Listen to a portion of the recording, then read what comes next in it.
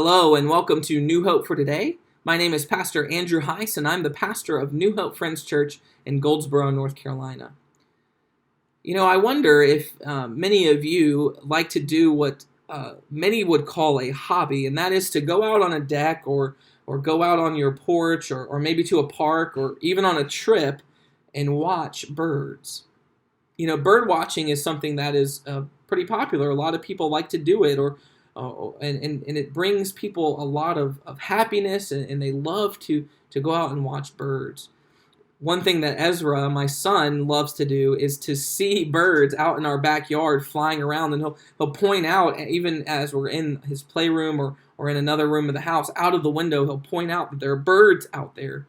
He loves to see these birds, and I wonder why so many of us enjoy watching these birds.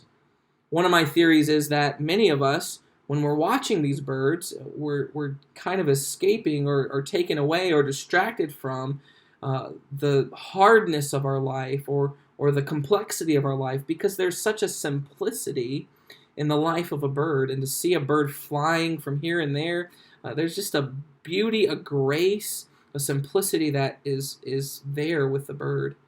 But I really feel like what brings most of us to want to watch birds is that birds are things that bring us hope. We look at a bird and we see it singing and even tweeting and running around and finding worms and all these different things that they do, flying from here to there. And it brings us joy, it brings us hope. Birds are many times associated with hope. If we think about birds in spring, birds singing in spring, that comes many times. Spring comes after a long winter, and so we see a hope for good weather coming when we start to hear birds tweeting and singing. There's a hope that comes in that. Even in the dead of winter, we can hope that spring is coming soon when we hear those birds.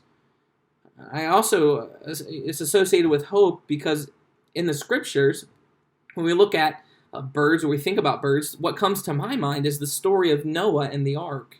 If you remember the story of Noah built an ark of wood at the behest of God, and God commanded him to do this. He did it because there was going to be a flood that was going to come. He did it. He was shut up in the ark, and then the floods came, 40 days and 40 nights of rain, and he floated on the water for near a year, almost a year. And he was out there, and I'm sure it had to be hopeless. He was like, when are we ever going to get off this boat? And if you know the end of the story of Noah, he sends out a bird, a dove, to try to see if there's land nearby. And he knows that if the bird goes and finds land, he'll be able and comes back with a limb in its mouth, then he knows land is nearby. So that bird was sent out with the hope that it was going to come back. And I'm sure there was such joy when that bird finally came back to roost there. See, there's hope, and hope can bring joy. And that brings us to our passage that I want to talk about today. It's from Romans chapter 12 and verse 12. I'm only going to read the very first three words of this. The first three words of Romans 12:12 are rejoice in hope. Rejoice in hope. And this is a command of God that we are to rejoice in the hope that we have because of Jesus Christ. Today, if you are a believer, you have hope of a future. You have hope of a purified body, a completely new body. You have hope of heaven. You have hope of reconciliation with God. And these are things that should bring us joy in this moment. You see, joy comes and should spring up from hope. So maybe today you're struggling with having joy. Remind yourself of the things that you hope for, the things that you have. Hope is like a bird. Emily Dickinson knew this, and when she penned the famous poem, Hope is a Thing with Feathers, is the thing with feathers, she knew this very thing. And these are her words. Hope is the thing with feathers that perches in the soul, and sings the tune without the words, and never stops at all.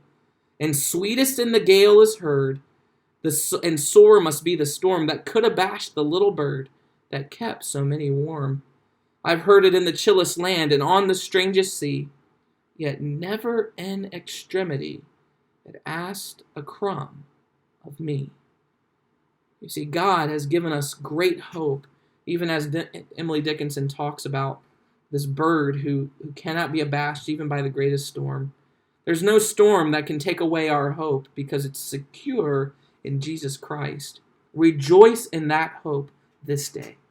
Blessings. New Hope for Today is a daily video devotional brought to you by Pastor Andrew Hise of New Hope Friends Church. New Hope Friends Church is located at 4451 U.S. Highway 70 East in Goldsboro, North Carolina. New Hope for Today, strength for today, hope for tomorrow.